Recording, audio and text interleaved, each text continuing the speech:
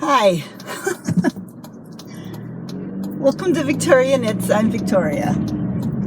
This is really new for me. I've decided to buy one of these little car things so I can talk to you while I'm driving. So far so good. I gotta make sure I pay attention.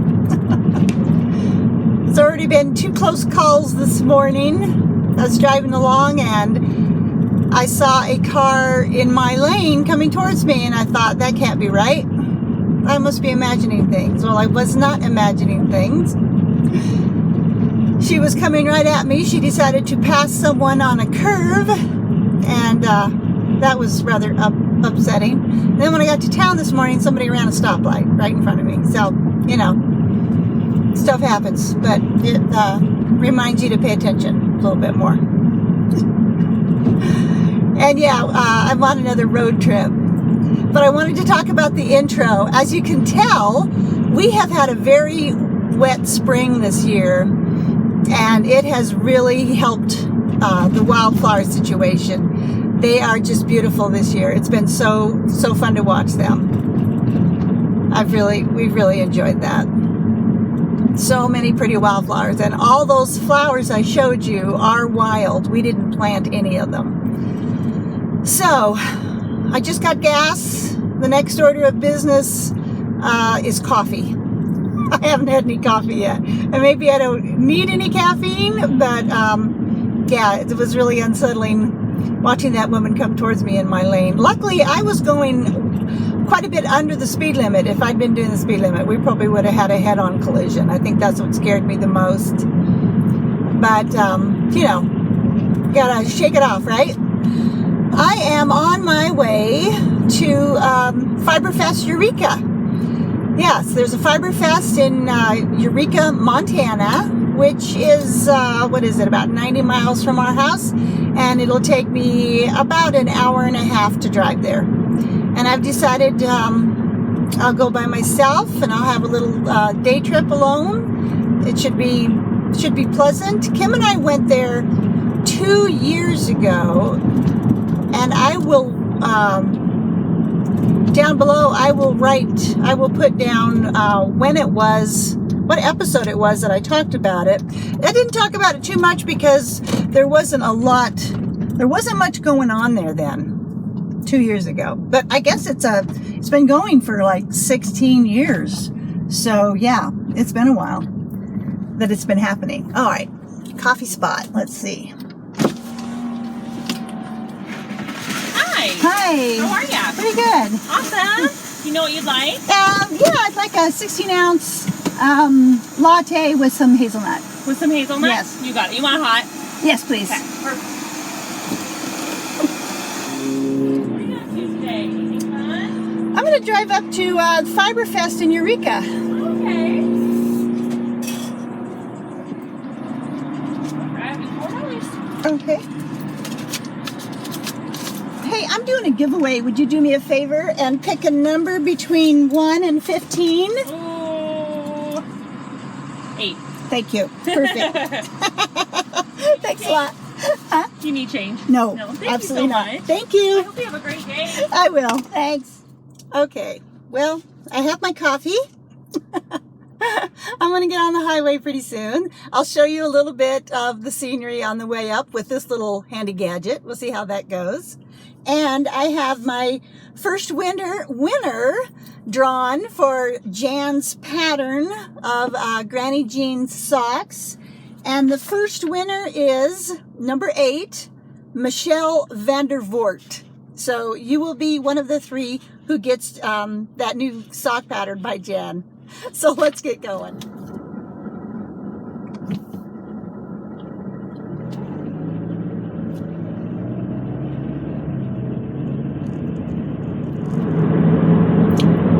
Well, that was pretty funny. I was just thinking, we haven't seen any wild turkeys in our yard this year. Usually we will see at least one group of wild turkeys, and we'll see them fairly often.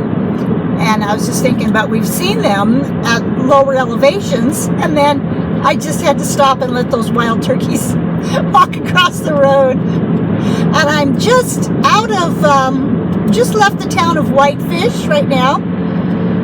And so, you know, on my way to Eureka, I did want to tell you that my youngest grandson, Nico, celebrated his first birthday the third week of July.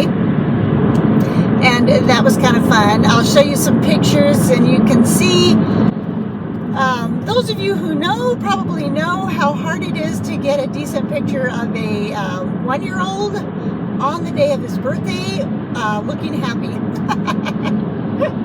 And I'll show you some of what we went through to get that. You should probably back up. Let's go up higher. I don't know what you should do.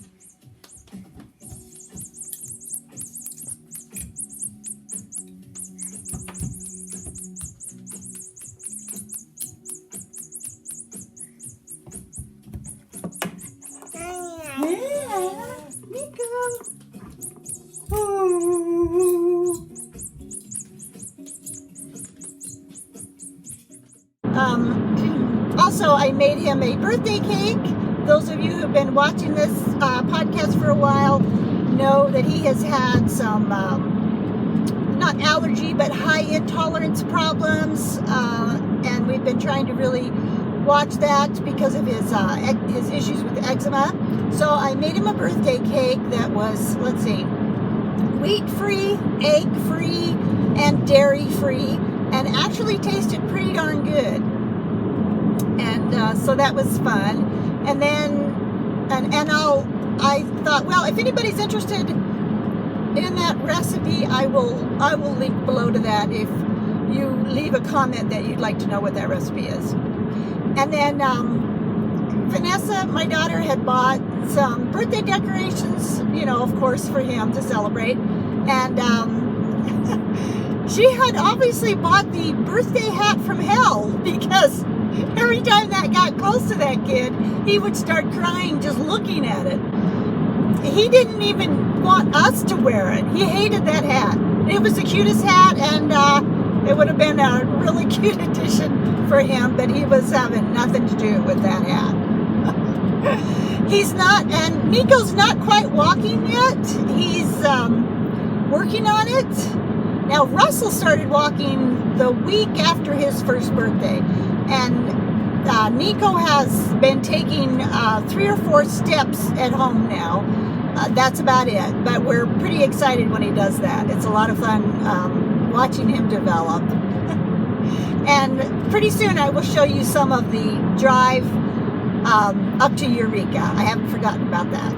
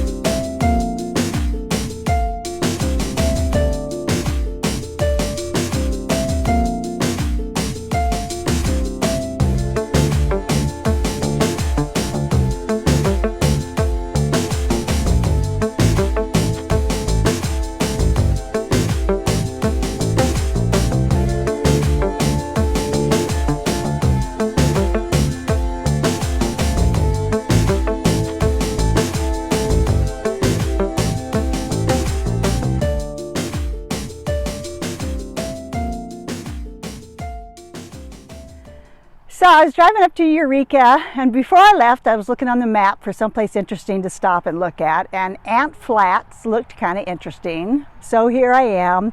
I've pulled over to take a little break. And they have a little trail here, and I'll show you the trail as I read you the history of this little place, Ant Flat. In 1902, Fred Herrig came riding through this country on his black stallion with a Russian wolfhound at his side.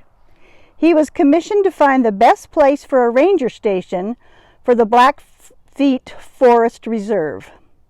Finding a good meadow and water for pack and riding stock, Herrig settled here.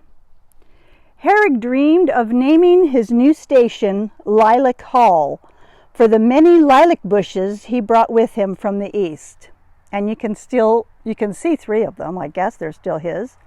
But his friend Byron Henning teased him, saying, "You should name it Ant Flat for all those gol-derned ant hills in the meadow." And that's the name that stuck, which is too bad, right? Because Lilac Hall sounds much prettier than Ant Flat. The structures built by Harrigan and his crew are gone. Most were burned down to make way for new ones. The 2-story White House was built in 1922 to serve as a warehouse and was later converted to an office. The log barn behind me was begun in 1921 and finished in 1925. Ant Flat functioned from 1902 until 1963. At that time, the administrative site was moved to Murphy Lake, and the district was renamed the 14 Ranger Station of the Kootenai National Forest. Ant Flat is listed on the National Register of Historic Places. So I was the only one here. I thought it would be open and that you could actually walk through some of the buildings, but you can't. It's an unattended little site there's a little trail, which I showed you. So it's kind of nice. I feel like I needed to relax. The drive up has been a little tense for some reason. I'm not sure why. But I am looking forward to getting to Eureka, which is not that far. We're getting close. But I did want to show you some knitting. I have been doing some knitting. I got the first sock finished on the Impossible Girl Socks pattern. I like that sock. The pattern goes up both sides. Very simple pattern. It's a free pattern on Ravelry, and of course this is the yarn I dyed with natural plants, with plant dyed, which you can see on my last podcast. And I got started on the second one. I'm through the heel on the second one, so it's getting there. And, you know, since I'm going to a Fiberfest, I decided to dress in some knitty stuff. So I am wearing my Anne pullover top, which I made last year. And I'm also wearing some homemade shorty socks that I made myself. I'm a little distracted. There's people going by on bicycles. There's hawks flying overhead. It's, you know, it's not a busy place. Let me put it that way. It's pretty isolated right here. It's a little off the main highway, just a mile, but it's very isolated. And I guess there's a town up the road called Trigo or Trago, something like that, which I may or may not go investigate. And you may have noticed in my earrings, hope you can see them. In my last episode, I talked about the bow program, Becoming an Outdoor Woman. And the first night, on Friday night, they had some activities that we could do. One of them was making ourselves a pair of earrings from various little, these are actually fishing lures that they had. Everyone says they like them a lot. To me, they kind of look like a Star Trek trout or something. But I do like them. I think they're nice. So that night they had that going on Friday night. They also had, they were making some kind of bracelet that was supposed to be useful in the wilderness, made out of some kind of cord. It looked way too complicated for me on a Friday night. Kind of getting late, and I was like, I can't focus on that. They also had trout tattoos, which were really cute and very popular, but you know, I don't need a fake tattoo, so I didn't go for that either. But I did go for the little earrings, and I hung around and tried to make, you know, conversation and chit chat with people, which sometimes I'm not that great at. We were supposed to have a hike that night, but they had canceled it due to the weather, so that was a little disappointing. It was supposed to be a bat and owl hike, and I was really looking forward to that, but that did not happen. So anyway, here at Ant Flat, it's really pretty. It's getting hot out. I don't know. Maybe it's 70, 75. Hot for Montana, right? I think yesterday we got up into the low 90s. That was really hot for us. So summer has officially arrived. Okay. Enough chit chat. Let's get on to Eureka. All right. We are just about to enter the little town of Eureka. It's about 9 miles south of the Canadian border, and look at the cars. Yikes. There's also a quilt show here this weekend. It's obviously very, very popular. Wow. There's already a lot of people here, and it's only 10 o'clock in the morning. And 77 degrees out, which feels pretty warm.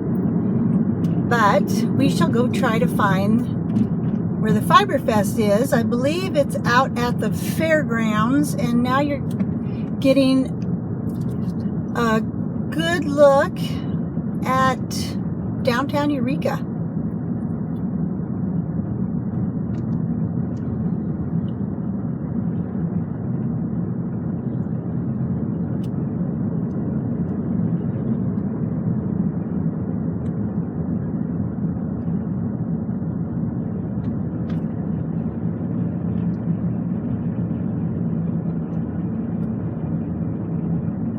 Lots of quilts hanging out in front of the buildings. Just like I was 2 years ago. Very pretty.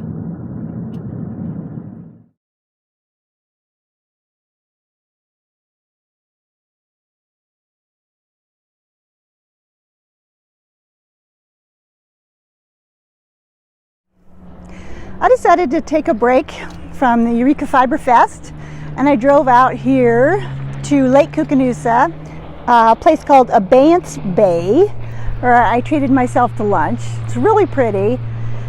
This is a man-made lake. I've podcast from here before, not this exact spot, but we drove up Lake KOOCANUSA 2 years ago when we came up to the first Eureka Fiberfest that I saw. And I needed a break, so I decided to do that. And I wanted to talk about my souvenir shawl. I finished it. I'll put at the bottom who it's by. I think it's Maria Samuelson, something like that. This is the skein of yarn that Sandy in Arizona sent me. Has to do with the Grand Canyon Centennial. Thank you, Sandy. So pretty. I love the way this turned out. Now, I had to add a little bit of yarn at the end, another little mini skein I had, because I read the pattern wrong and I didn't get this center section done correctly. I ended up with way too many stitches. It's windy out here, but you can see how it's, you know, a little curled there. It looks all right. It doesn't bother me. But the pattern, there was some pattern confusion, I'll call it. I'm going to try this pattern again because I like it, and I have 2 more skeins of yarn that I want to make this shawl out of. Now it's turned out really pretty. It's got long little ends on it like that you can wrap around really nicely. There's some boats out here messing around. But I do like it. I think it's really pretty. Oh, and the pattern has you do an I-cord bind off. Now, I hadn't done an I-cord bind off before. I was a little nervous about it. No big deal. If you haven't tried it, don't fret. It's so simple. I had to go look at a video of how they were doing it because I thought it can't be this simple. It is. It's that simple. It's really easy to do. But it gives it a nice little edge there that I think looks really attractive, and I like that a lot. So I did like the I-cord bind off. Now the thing about this shawl is it grows. It grows and grows and grows, and I ended up with over 300 stitches at the end. I know I did. It was a lot. And let's talk about the other shawl I've been working on. This shawl is called the Light Shift. Last time you saw this shawl, I barely had it started. And now look at it. It's like a flag out here. Look at that thing. It's grown and grown and grown. And you can see why it's named Light Shift, because the colors are shifting. Now I did mess up a little bit here on the pattern because I misread it. It didn't matter, right? I repeated it over here so it looks fine. I love this stitch. super easy. This is going to be a wrap, and you're only knitting 110 stitches at a time. The pattern is super easy to follow. I really like it. I think I'm going to like this wrap when it's finished. The only thing about it, well, it is kind of a wrap, but it also is kind of it's got a point there, doesn't it? So it's kind of a shawl. I think I'm really going to like it. My only hesitation about this was my color choices. Does this look like something you would wear to the beach? Kind of does, doesn't it? Pretty bright. Pretty bright. I like bright. I'm not sure I like orange bright. But I have a feeling I will wear this. I really like this. I might knit this one again. I like it quite a bit. And while I was working on that souvenir shawl, Russell, my oldest grandson, who lives with us, asked me what I was knitting. He's always interested in what I'm knitting, and I told him it was a shawl. And then when I got to the bind off of it, I bound it off and I showed him how it fit. And here's some pictures of him modeling it for me. He really, really liked that shawl. And then he asked me if I would make him one. And you know, I tried to talk him into a scarf because that seemed more manly to me, or boyish or whatever, than a shawl for a little boy. But he said, no, I want a shawl. So, you know, who am I to question Russell, right? I'm not going to question my grandson. So I started him, but I'm not going to make him the souvenir shawl, and I'm not going to make him something out of fingering yarn that would have to be hand washed. That's not going to happen. So I found this free pattern on Ravelry, and it is called May I Borrow This Please? And I'm making it out of CARON yarn for him, but I like the way it's turning out. It's a nice pattern. It's got some nice little detail going here, if you can see past my needles. It's got some nice detail going there. I really like it. I'm using a couple of different color of yarns. I'll put them at the bottom. Oh, I don't know what this one is. I think this might be Pagoda. The plain blue might be Pagoda. I don't have the label for it anymore. But they're just CARON washable. The only thing is, this bottom is going to curl quite a bit.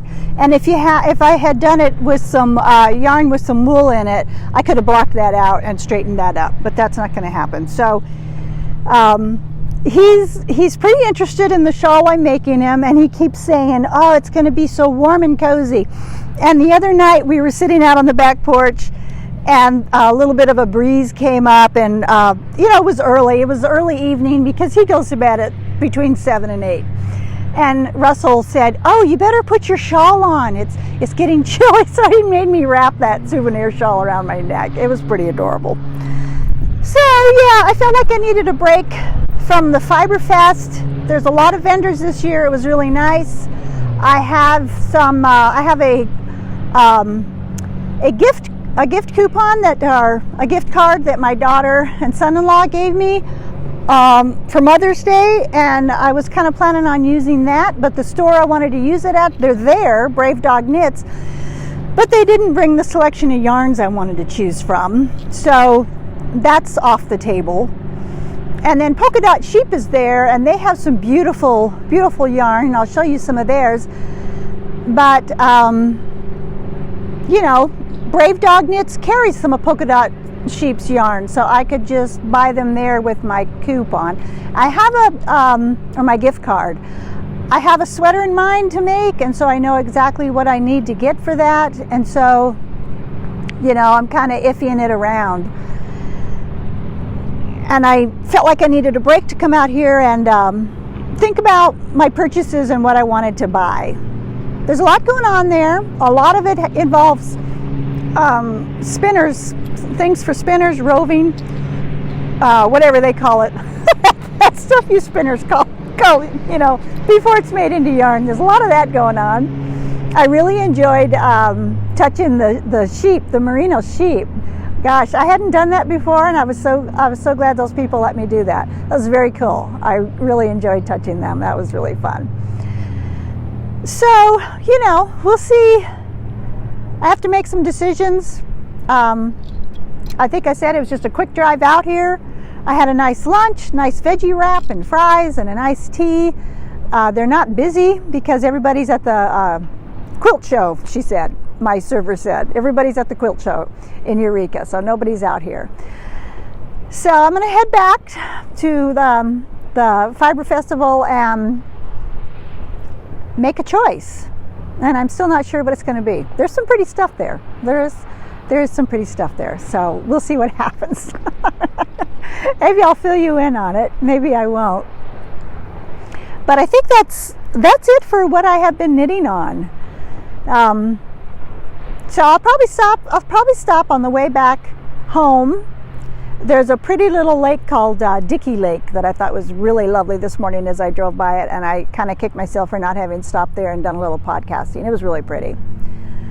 But I might stop back there on the way home, see if it still looks really pretty this afternoon. It's a nice day out. There's a little bit of a breeze. I hope it's not messing with my microphone. So with that, I think it's time to head back to the festival, and I will show you some video and some pictures here of what it looked like and some of the things I was looking at. Sorry, I'm distracted by these big birds. I keep thinking, well, it might be an osprey. I did see an osprey nest on the way here, or it might be an eagle because, you know, they like to be around water and fish. Okay, and I'm going to show you a little bit of the lake here. It's a pretty view. It really is.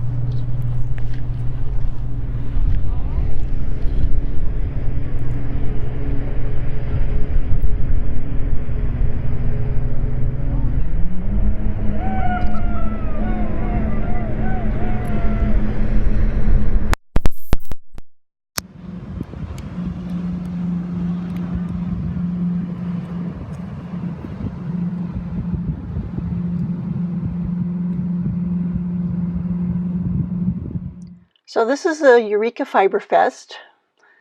When I went before lunch, there were vendors inside and outside. It was set up really nicely this year. Do you open or do you just, okay, hold it like that. Lily, huh? Yeah. Oh my word, Lily. That's something else. You're beautiful. Yeah. Do you know how pretty you are? Her lamb Inspire. Inspire is just the cutest little lamb. Hi. She's a month and a half old. Holy cow.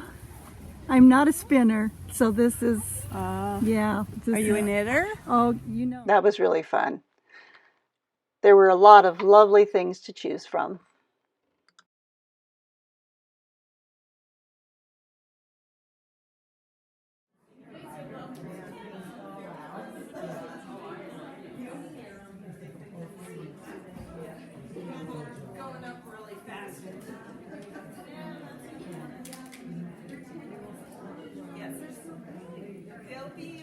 And I got a lot of compliments on my Ann pullover. There were a lot of people walking around with knitted items on, of course. And a quick look at some of those gorgeous quilts downtown.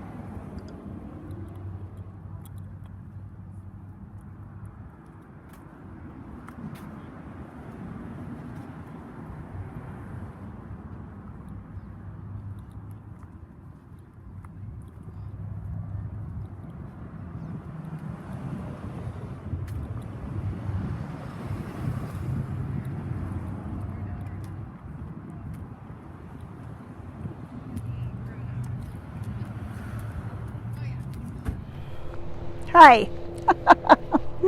So I'm at Dickey Lake, but it's way too noisy by the lake and too windy to do any recording. I'll insert a picture of the lake. It's very pretty. Busy. Lots of boats on there. Very busy lake. So I'm on my way home. I'm getting close to Whitefish, and when I reach there, I plan on getting a nice iced coffee because I am dying of thirst. It's like 83 out here. It's warm. I know it doesn't seem that warm to a lot of you, but it's warm for me. I did not end up going back to Fiberfest Eureka. I decided on the way back from lunch that I would hunt down the local yarn store there, which I think is called Woolery Mammoth. Well, I went to town, I walked around, I found somebody local, I asked them where it was, they told me, I went and found the shop and it was closed. I had this nice vision of hanging out in a local yarn store and buying some things there. That didn't work. And then I was just kind of out of it. It's like, yeah, I'm I'm going home. I did make one more stop at a park that had a bunch of vendors where Kim and I saw yarn being sold 2 years ago, but there was no one selling yarn. It was all quilting material. So I felt a little defeated, but you know, it was still nice to go up there and see it, and I enjoyed seeing the festival. I did buy one thing. I bought something from Goldilocks, Montana, and I'll show a picture of her card. She also has an Etsy shop, so she said I can buy more of these on her Etsy shop, and it's soap and a sweater. So she's got felting around a bar of soap. I thought that was a really cute idea. She said it's really nice. It works out like a washcloth. You just, you know, clean yourself with it. I thought, how clever. And I can buy more of those at her Etsy shop if I decide to. So I thought that was really nice. And I like my one little purchase. So, yeah, somebody just pulled up here and a little kid got out, and he's about 10 years old, and I said, hey, pick a number between 1 and 15. So he did, and he picked Becky Wilson. You're my second winner of Jan's sock pattern, and Patsy Coats. You're the third winner. So if all three of you would send me your info either on Ravelry, or you can email me at vjwilliams54@gmail. I will send you a copy of that nice sock pattern by Jan. I think you'll really like it. Also, just want to remind everybody that you can find me on Ravelry as Victoria Jean, and my Ravelry group is called Victoria Knits. And you can find me, I am back on Instagram, and I am Victoria Jean W. I haven't been very active there, but I'm back there again. And back in episode 26, last year, I read a bit from the book One Sentence Journal by Chris Latreille, and how we actually met in person at his book signing in Missoula. It turns out I was among many who really liked that book because it won the Montana Book Award of 2018. And just so you know, Rick Bass was among the competition. The Montana Book Award is an annual award that recognizes literary and/or artistic excellence in a book published during the award year. Eligible titles are either set in Montana, deal with Montana themes and issues, or are written, edited, or illustrated by a Montana author or artist. Books for all ages are considered for the award. And the description of One Sentence Journal is a collection of poems grouped by the seasons over the course of 1 year. Each captures the intransigence of a moment in a single day and celebrates the intimate relationship between nature and self. Interspersed are essays on life and living in Montana. Latreille's poignant yet humorous observations challenge readers to reflect on their own surroundings and share in his gratitude for the beauty of the natural world. And this year his book is up for another award, the High Plains Book Award, which includes Montana, North Dakota, South Dakota, Wyoming. Oh, they're noisy.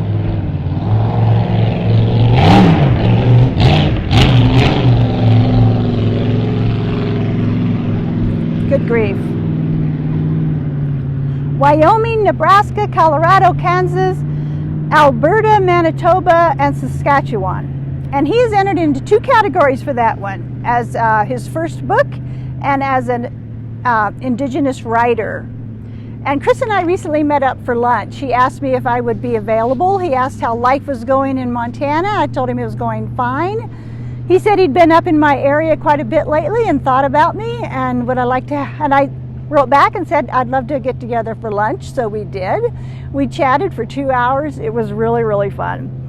So I'd like to do what I should have done back in episode 26. I'd like to give away a copy of his book. And if you'd like to be entered, just mention his first name, Chris, in your comment, either below this YouTube video or in my Ravelry group, and I will pick a winner before the next podcast. And just FYI, I'm still trying to be inclusive for our knitting community. And it's easy for me as a, you know, a white woman living in Montana to think I'm not a racist. I accept everyone. I don't have a problem with anyone. It's not really affecting me. I'm not doing anything to adversely affect anyone else. But yeah, I might, you know, I read an article that made me rethink that position, and it's called The Fuzzy Tangled Politics of Knitting by Maria Elkin. And I highly suggest you go and read that and think about it.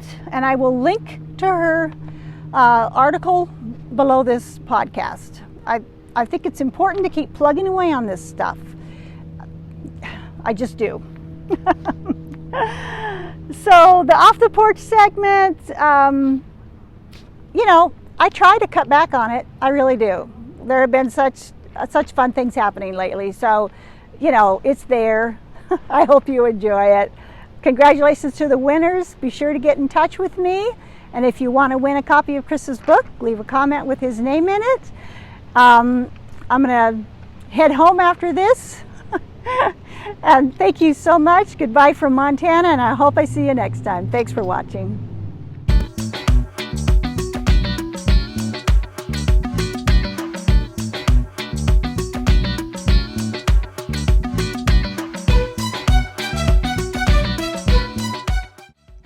The American goldfinch. It's such a pretty bird.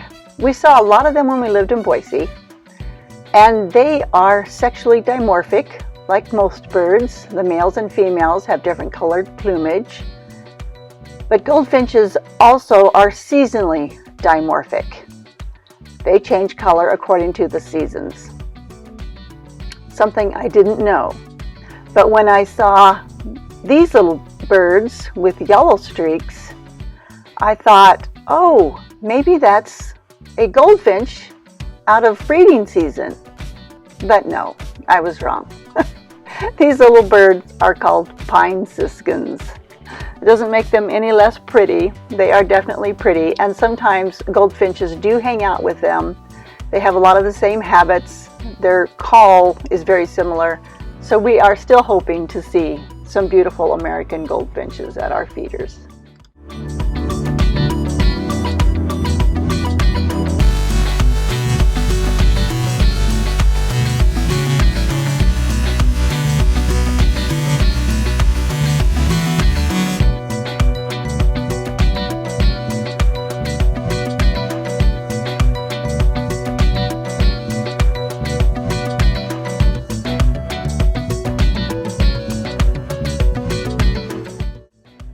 Those pine siskins certainly have provided a lot of entertainment.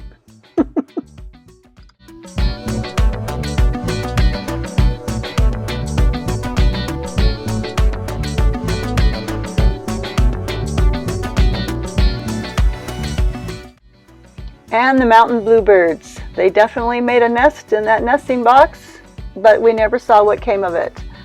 We never saw any babies come out. I don't know if we weren't home at the time or if they just didn't hatch. Not sure what happened there. I will link to an article about the Idaho Birdman. We were familiar with him when we lived there. He has a very interesting story.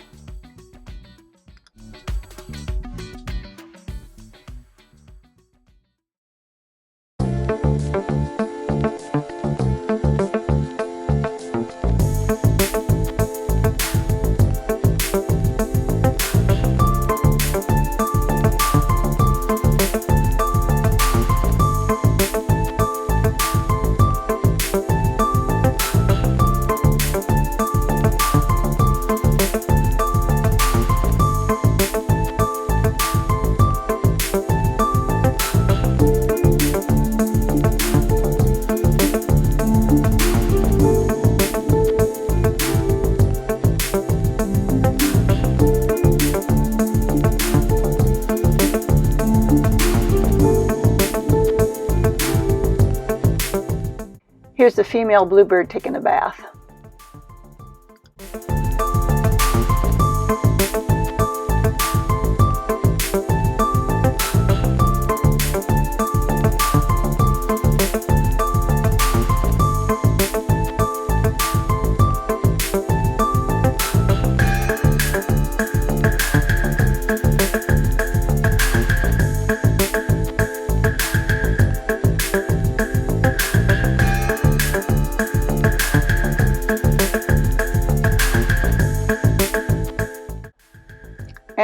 sometimes our trail cam just catches people walking through the backyard.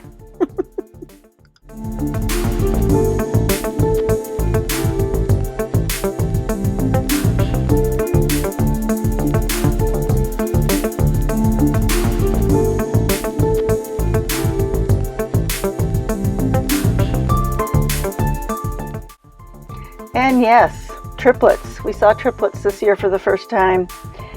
And I had to look up to see how common they are. And what I found was that they can be a sign of a very healthy deer population. Twins are the norm in most populations, but 15 to 20% of does will have triplets when deer numbers are in balance with habitat. And did you know that twin and triplet fawns are not necessarily sired by a single buck? 20 to 25% of fawn sets were sired by 2 different bucks. And recently, the first case of multiple paternity in a set of triplets, 3 different sires, was documented in Alabama.